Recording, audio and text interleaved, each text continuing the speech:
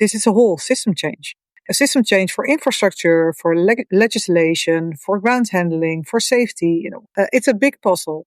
So the system change, in order to get that going and to get it ready for the first flight on hydrogen, for instance, or battery electric, that means that all the players in the value chain have to play their part. My whole company is strongly convinced that we, as an operator, in this case KLM, we have a responsibility to play that role. A strong responsibility. We're 105 years old. We want to be relevant for the future. And the system change is not going to happen without the help of the big airlines.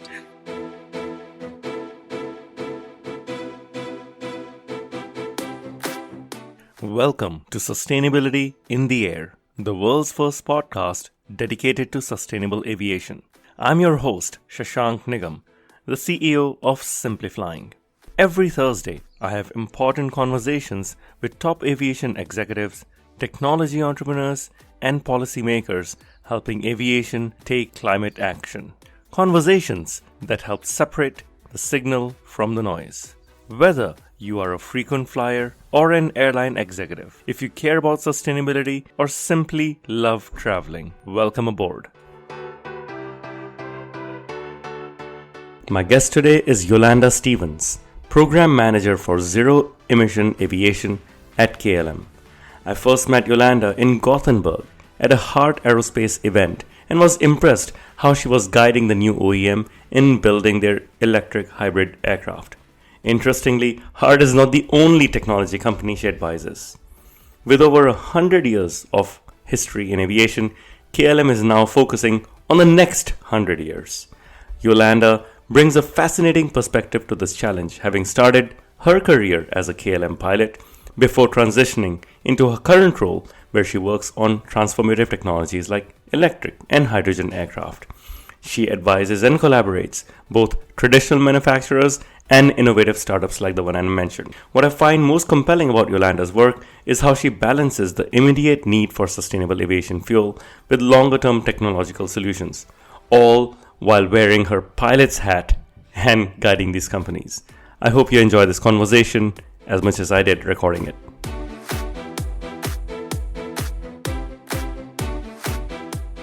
Yolanda, it's a pleasure to be speaking with you. Now, you do a very unique role at KLM. You're not leading sustainability within KLM. You're not thinking about how do you recycle coffee grounds or, start getting operational efficiencies tomorrow. You're looking at net zero aircraft and net zero programs. That sounds very interesting, but how is this different from the other sustainability teams within the airline? Of course, if you're looking at the total concept of sustainability within an airline, there are so many phases, and looking at renewing your product on board, or making your current operation more sustainable, or looking at new technologies in the future. This is a total different product, but of course they're all interrelated because they're all leading towards our big goal of becoming net zero in 2050. So it is different. Because I think we on our team are working more on the disruptive side of innovation, as these new technologies are, of course, still, nothing is to be shown. So everything that we're doing is still very far away in the future, but nonetheless, the work is now in order to get the progress to the future. So it's different, but they're all related. Interesting. And Yolanda, we first met at the unveiling of the Heart Aerospace aircraft in Gothenburg. And I remember you were part of their customer advisory board. You had been working with an OEM like Heart Aerospace on an electric hybrid. I believe you work with you advise others like zero-avia around that. When you work with these new age OEMs, what do you do? What perspective do you bring to them? First of all, I think it's a mutual perspective, of course, because these OEMs, they come with a brand new idea, with brand new technology, with brand new business models sometimes. And our place in this, or our role in this, is to be a little bit humble. We have to learn, right? We don't know yet. They know something we don't know, so we must learn from them. So that's the first element, if you would ask me. The second element, of course, is that we are an airline with 105 years experience. So we really know very well how to run an airline, how to create commercial products, how we engage with the market, how we see technology fitting into our network or not. So in that sense, they can learn a lot from us. And I think the mix of these two, this is going to make a very strong future, right? An old airline with a lot of knowledge, but also with a lot of credibility, um, not only safety records, track records, but also operational track records and customer acceptance and stuff like that.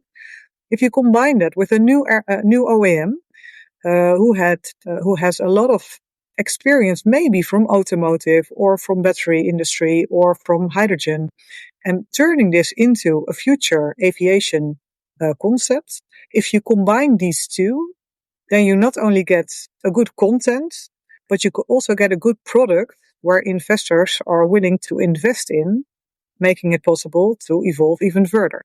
So we bring a lot of knowledge, but we also bring a strong brand to these new companies.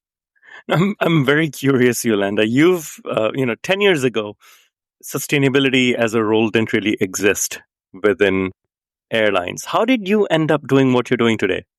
Ah, that's a nice question. I love that. Well, first of all, I was born as a pilot within KLM. So not born as a pilot. I started as a pilot. And I wanted to be a pilot ever since I was 10. So this was my big dream. Because I always loved aviation and the concept of flying and the mystery of, wow, how does this stay up in the air? And well, you understand probably what I mean. You're Were also, you one of those kids who stayed near Amstelveen and went spotting next to the runway next to that McDonald's that there's the near Schiphol? well, indeed. So from my love of aviation as a pilot, I started off within KLM 29 years ago already, I think. But also already when I started off, I was young, I was 21. I thought, okay, so now I'm flying all over the world. But I also had some trouble in that, finding my own purpose in that. So am I now really doing good for the world, for humanity? What am I doing? I had some struggles there. And so I had to talk to my boyfriend at the time. And he said, no, you have to look at it in a different way. You're connecting people and people who haven't seen each other for a long time. So this is great. So this is, of course, it's a very good reasoning. And I totally agree. But this purpose has always been there, the need for this purpose. So after 25 years, when I stopped being a pilot and I started working in the ground operation within KLM, and then this job came along. Well, you can imagine that from my personal point of view, my sense of purpose, but also my love for flying and the needs for KLM to stay relevant for the future and flying to be available for many generations after us. Yeah, this was the big puzzle piece that for me, well, it was a no-brainer. This is the job that I really wanted. So I'm very happy that I got I it. love it. Yeah. I love it. Now, you mentioned this earlier. KLM, of course, is not a new airline. It's been around for over 100 years. What is the significance and relevance of thinking about the next 100 years for an airline that is pretty successful at doing what most airlines do normally? Well, that's a valid question. Well, first of all, in order to become 100 years old, you have to work every day very hard. This is never done, right? So every year or every 10 years, maybe you have to reinvent yourself. You have to take a look at your mechanisms, at your concepts, at your products, at your people, and make sure that they are still future proof. This has been a different question maybe for the last 100 years than it is right now for the next 100 years. Nonetheless, I think we have been doing work in progress for the last 100 years in trying to keep ourselves at the front of the industry, also sustainability wise. We have been very active in that sense and we have been doing a lot. And I think this is just the next step from that. Asking yourself the question, are we still doing the right thing? Only flying and bringing people from A to B is, of course, our core business, and that is a very beautiful product.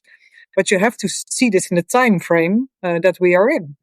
And the time frame is clearly asking for something different or additional, maybe you should say. So that means that we never should abandon what we are doing now. We are doing that very good, and we still have to keep up doing that in the very best way we can. And additionally, we also have to take a look further than that, beyond our horizon, and look at, well, if you want to call it the next 100 years, how can we stay relevant, and which role can we play there as KLM? And I think we have a very strong responsibility there. This is so interesting. I've spoken with Martin Koopmans, and he talked about regional aviation. When I spoke with Maria, and she talked about long haul. How do you think these different pieces of the puzzle fit in? Electric versus hydrogen. How do you choose where to dedicate your time? The question is if we can choose, or maybe we should do it all. Because if we're looking at the whole mix of our flights, then we have some short to medium haul within Europe. We have some long haul overseas, of course, to America or to the Far East. And these different distances and the different technology that is upcoming, they all have their own place in this solution. So, for instance, if you're looking at battery electric flying, then for the time being, and this time being will probably last for the next 10 years, it's just too heavy to bring us across the pond, right? That is not going to work. So, probably electric flying will evolve and will be a very interesting product, but for a certain range and for a certain payload. So, for a certain business model and a certain place in the industry.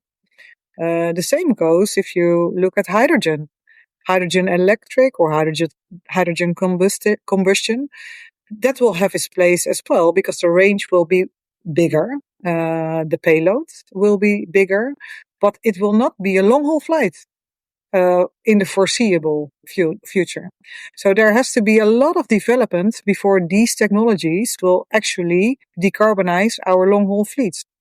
So that means that we as an airline are still heavily dependent on the production of SAF for our long haul operation in order to decarbonize.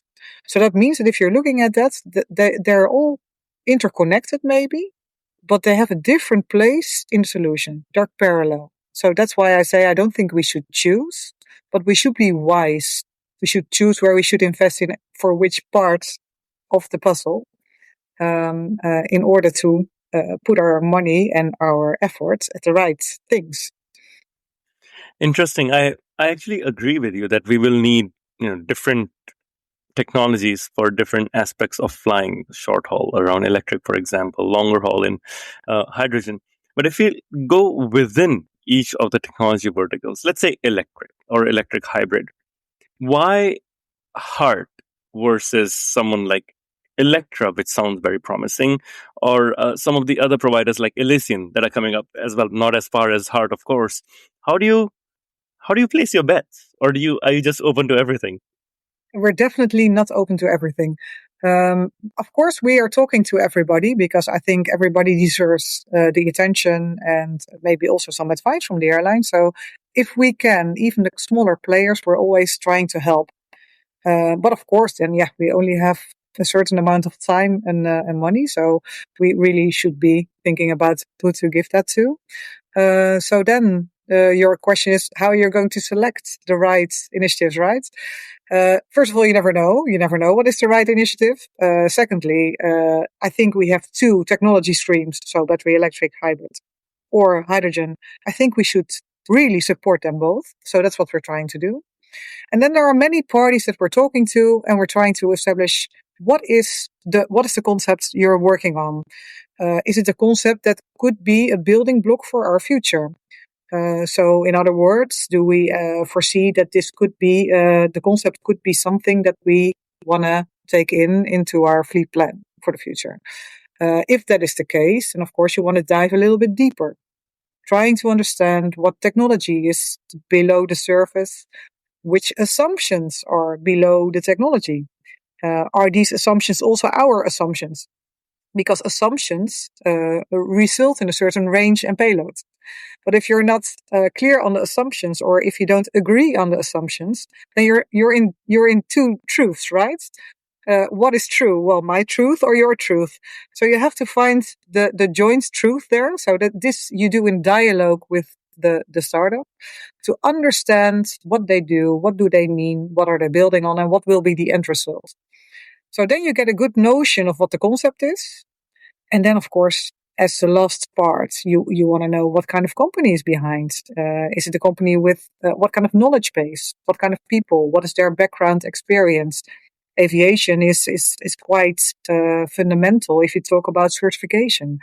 If you don't have the right know-how to tackle this building block, then it's going to be very difficult, right? So looking at the company that's behind the concept, what are the funding? What kind of investors are behind? And last but not least, that's maybe a very strange thing to say, but you also have your gut feeling, right? Sometimes it feels good, and sometimes you think, I don't know. So all these things combined make, that you say, okay, let's go, let's try. It's very interesting. We spoke about electric, and thank you for sharing your thoughts. What about hydrogen? And I have been generally optimistic about hydrogen, but there have been recent setbacks like Universal Hydrogen closing shop. I was very, very hopeful about them and very positive about them. Or even Airbus pushing its hydrogen project by a decade. How do you deal with things like these? Because they're completely out of your control. And what do you make of them? I agree with you. It's hard, right? Or maybe sometimes disappointing because you're hoping everybody will make it. However, I think in the market, if you see all the new startups coming up, combined with the legacy OEMs, that there will, in the end, of course, always be a consolidation of this market. So if you're looking at what happened to universal hydrogen, I I don't think that's necessarily a loss. It's just now that they did a restart very recently, and they continued in a different form. So they're no longer building the airplane with the modules in there, but still they are going to work on the I think the transport of hydrogen. So there's some IP in there. They were working on something, and they were really good at that. It was a very big shame that the company didn't make it. But the elements in there that were still worthwhile or at a certain maturity, they will surface anyway in another form. So I think consolidation is not necessarily a bad thing for the market. So we should never be discouraged by that. If we're talking about the delay of the Zero-E program with Airbus, then of course we're talking to them about that. We're also asking what the reasoning is behind that. Should we be worried that it's even maybe that they're going to stop the program altogether? So by discussing things like that and keeping the dialogue going, I think that is very important, and we managed to do that. So, but in no way we are discouraged by that. Delighted to hear that. Now, I just want to dig in a little. I remember back in the day when we were working with Airbus on the A380, I think it was about 10 years ago. I remember Airbus had a working group with Emirates, or they would work with other airlines that were customers. Traditionally, OEMs have worked with customers to help design the next plane.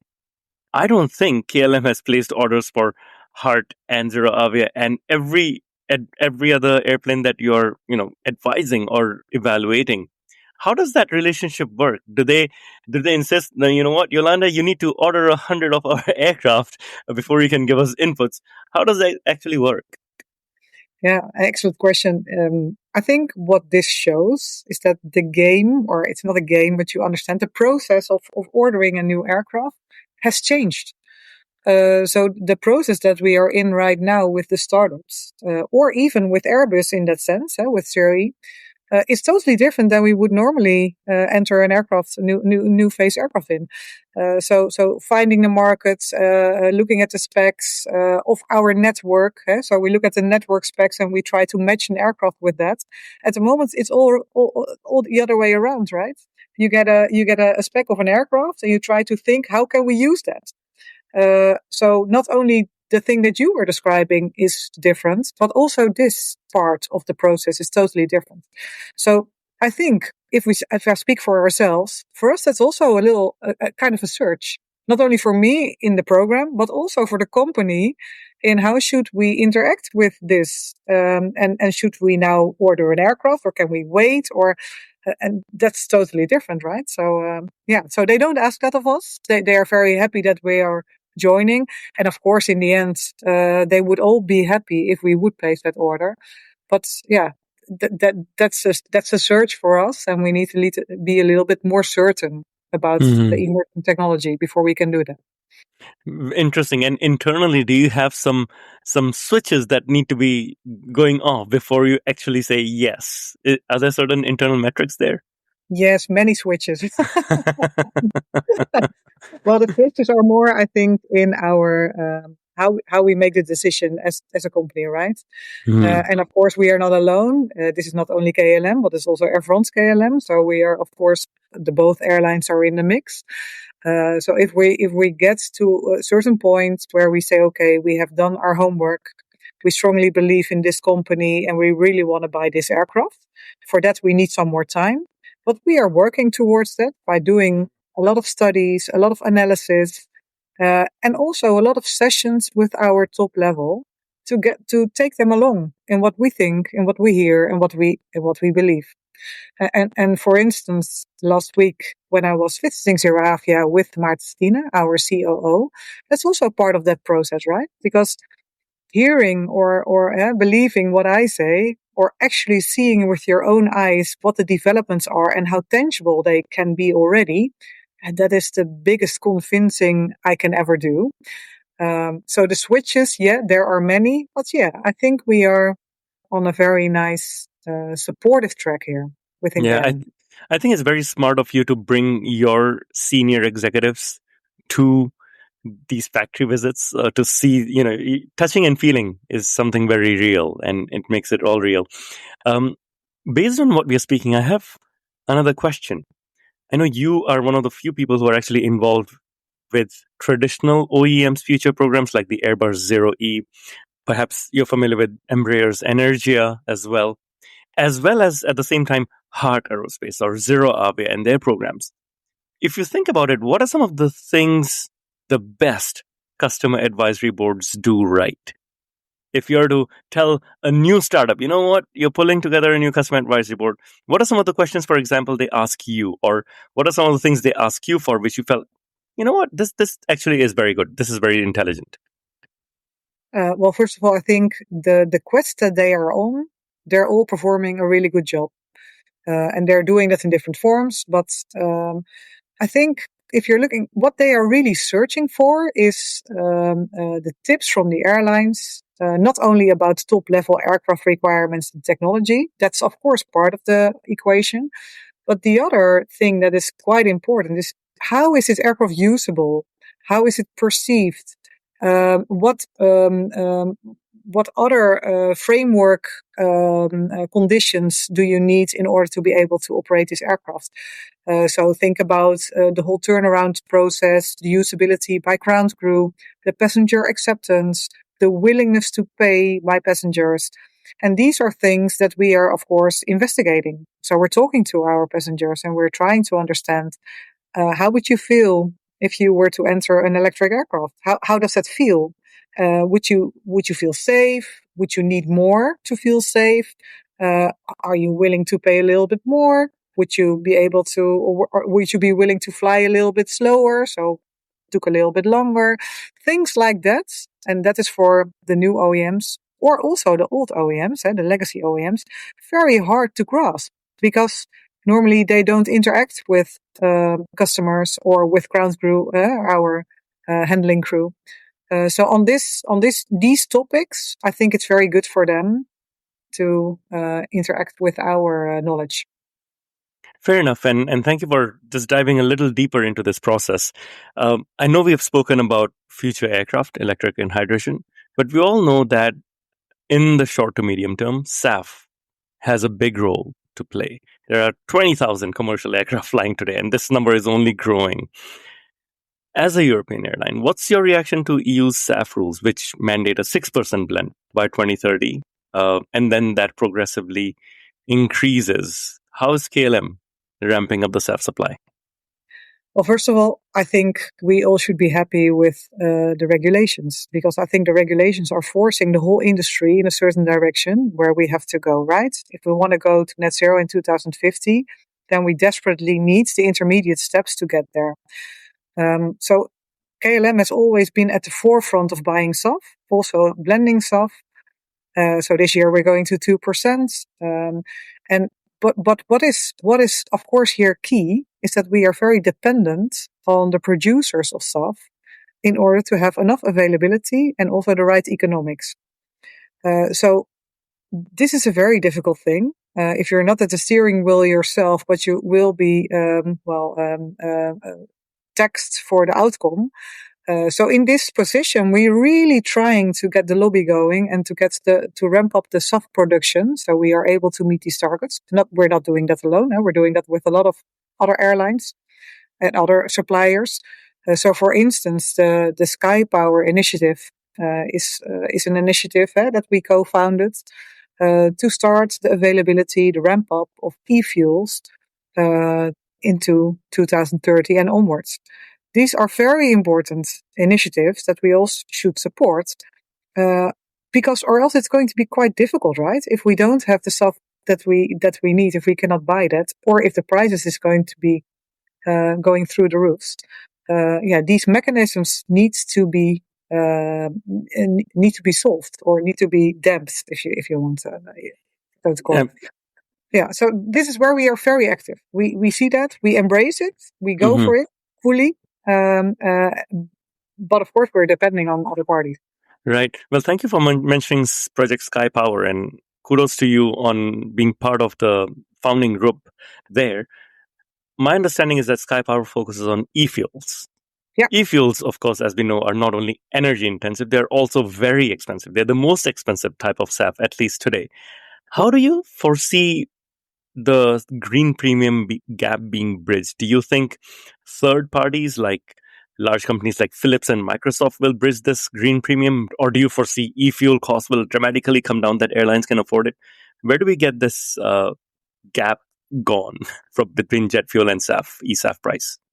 I must say that is, for me, still very unclear, and so it's very hard to answer your question without going into all kind of scenarios for the future.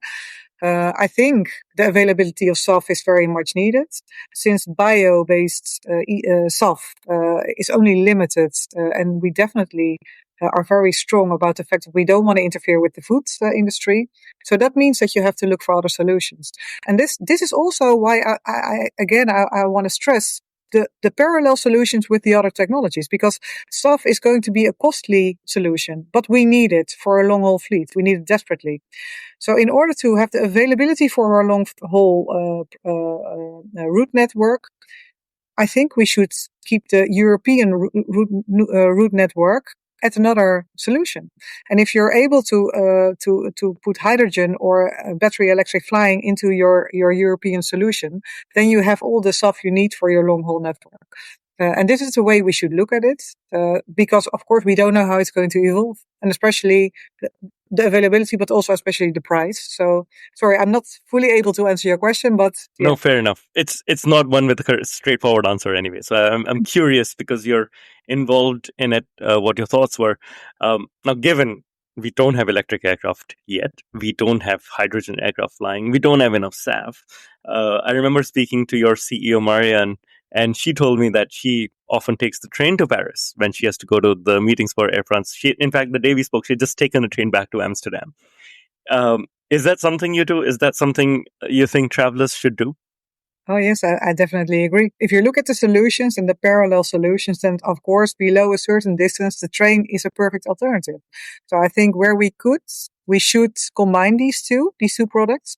We're working on that very hard already, by the train to Brussels and onwards to Paris. So KLM is very active in that field and really have ambition to build that even further. And I think we should balance that. So look for the right solution in the right place. Very short distance could very well be the train. But I think we also should be proud of the product that we have, and that is flying. And the quick and comfortable means of flying to Paris, for instance, is also a great good. that we should not walk away from, because we should innovate this flight to Paris, right? We should make it cleaner. So that's what we're working around the clock Right. on. Yeah. Right. Um, Again, a side conversation that comes to my mind is in my chat with Martin Koopmans. He talked about how the regional flying should be the number one in getting all of the SAF at KLM because that's where you have the biggest impact. Do you agree with Martin? Oh, this is a very tough question. I must say, it is a solution. If you do that, then of course you're able to decarbonize your KLC fleet in this sense. So yeah, that could be a solution. I think there are also some very interesting survey points in there, because if you do that, then you really understand how your customers perceive maybe a somewhat higher price to a certain destination. And these things will all be created if you do this. If we put all the stuff on the KLC flights, or at least maybe in a part. On the other hand, of course, if there are other solutions possible on the KLC distances, then we should do that, because then we can take the stuff to our long haul flight. So I think this is a joint hand in hand exercise where we at first maybe putting all the stuff in KLC could be a nice problem and a very good laboratory, if you wanna call it that. We can investigate how this is perceived. But I think in the long term, it should be, like I mentioned before, the parallel solutions in the right place. Right. Very interesting. And thank you for being a sport in answering a lot of these questions. Yolanda, I have not found another airline that has a dedicated Yolanda. Many airlines have heads of sustainability, chief sustainability officers, but very few have a dedicated role for a person dealing with OEMs, looking at the future of technologies and technology roadmaps. What has been some of the lessons in your role? What would you advise other airlines and organizations in aviation to learn from your work at KLM? Wow, that's a beautiful question. I must say, the way I look at this is personal. I think as an airline, you can do two things. The first thing we can do is a little bit matching your previous answer about the old game, the old game that we do with the OEMs. You can wait, and by the time when a new technology aircraft arrives at the market, you can see, oh, does it match my network or not, and then we buy it. So we wait and we buy. That's how we do it today. That you could also do for the future. Or you could see that the fact that we want to fly maybe on hydrogen or electric for the next after 2030 or something, this is not only about buying an aircraft, right? This is a whole system change. A system change for infrastructure, for legislation, for ground handling, for safety. I don't want to. I will not recall everything here, but it's a big puzzle. So the system change, in order to get that going and to get it ready for the first flight on hydrogen, for instance, or battery electric, that means that all the players in the value chain have to play their part. And I am strongly convinced, and as I am convinced, but my whole company is strongly convinced that we, as an operator, in this case KLM, we have a responsibility to play that role. Because if we don't, then I think the speed will go down, or the knowledge will not be there, or the credibility of the brand will maybe not help. So we have a strong responsibility. We're 105 years old. We want to be relevant for the future, and the system change is not going to happen without the help of the big airlines. So the fact that you don't know another Yolanda, it's not an aircraft. This is showing you how much ambition we have here and how strong our belief is in this responsibility. So I really am very proud of that. I am too. Just listening to this is so inspiring. I think you have the second best job in an airline after that being of a pilot. And since you started as a pilot, I think you've done the best job and the second best job right now within the airline. Final question: what gives you the most hope about the future of aviation becoming sustainable? Well, if you're walking around in the field where I am walking around at the moment, the ecosystem, if you're talking to the people from the new startups, but also from the Knowledge Institute, also from government, and the people who are working on this, then I'm always struck with the brightness of the minds and the creativity of humanity, if you want. People are so creative, and as a humanity, I firmly believe that we are able to solve the most difficult problems. We have shown that in the past. Look at the Delta works here in Holland. They're huge. It's unbelievable that we built that. And I'm convinced, and also when I talk to the people in the industry, that we are able to do that again, to innovate ourselves out of the process where we are in right now, and to solve the problem of decarbonization of aviation. I'm very much convinced. Fantastic. Yolanda, it's very inspiring the work that you're doing, and I'm so happy that we were able to speak and bring this to light because, once again, I don't think this is a common role. Now, the final part of this interview is what I call the rapid fire round, in which we get to know you a bit more personally. We already know you're a pilot, but what's your favorite book? The small history of everything. Yes, I have read that recently. It's very good. It's very thick. It's anything but small. But yes, it's a history of everything. History of everything. Yeah. Okay. Favorite airline? Oh, that's difficult. That's not so difficult. That KLM by far. Yes. Okay. Favorite city? Amsterdam. Okay. Tell me your favorite airport is Schiphol as well. Ooh, as a user or as a pilot? As a user. As a user.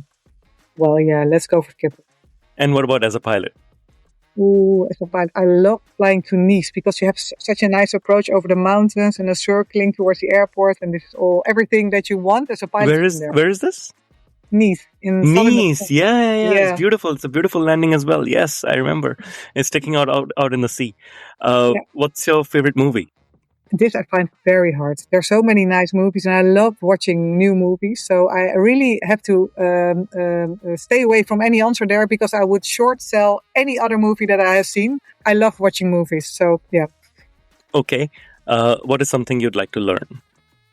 There are so many things that I want to learn. And this is also why I love my job at the moment so much. I'm learning every day, not only learning new people, but also learning new content. But what I would love to learn, one day I would like to fly in helicopter. I've never done that. So okay. I would like to do that. Fantastic. What do you do in your free time? Oh, I do a lot of things. I walk with my dog. I have a house at Texel. That's a very small island in the north of Holland. I love going there and be in the sea or in the dunes or I love nature. Yeah. Okay. The best advice you have received? Patience. Okay. Fantastic. This is twice in 2 recordings patience has been brought up. So I think this is an important one. And finally, if we are speaking 1 year from now and we are popping champagne, what are we celebrating? What are we celebrating? I think in a year we're going to celebrate the fact that we have seen a new concept that is so compelling for us that we're going to then we're going to say, okay, we believe in that we're going to say that out loud. Okay, amen to that. Hopefully we will see something new and exciting, and thank you for making all of the new and exciting possible in your own way. Yolanda, it's been a pleasure speaking. Thank you very much. Thank you. Thank you very much, Shashank. Thank you for listening to this episode of Sustainability in the Air. Aviation is one of the hardest to decarbonize industries, yet there are multiple paths to get to net zero. Awareness is key to a green future. So please give us your support to help our sustainable aviation insights reach a wider audience. You can do this by sharing this episode on your network, on LinkedIn, Twitter, or even WhatsApp. Or perhaps you might consider leaving a review on Apple Podcasts, Spotify, or wherever you listen to this episode. You can start a conversation with us by writing to us at podcast@simpliflying, that's simply with an i.com. And for more content on sustainable aviation, please visit our website green.simplifying.com and join the movement. Sustainability in the Air is an original podcast by Simplifying. The show is produced by Juraj Toth in Slovakia. Dirk Singer is our Director of Sustainability, who leads research for each interviewee out of Greenwich, UK. Shubhadeep Pal is our supervising editor based out of Mumbai and Singapore. The articles are written by Ayushi Badola in Dehradun in India and Meera Hull in Montreal, Quebec. Creative design is led by Lihia Esteve in Montreal. Baiba Drimain is the project director for the show based out of Valencia, Spain. Special thanks to Wendy Sim in Singapore. And I'm Shashank Nigam, the CEO of Simplifying and your host. Please feel free to connect with me on LinkedIn.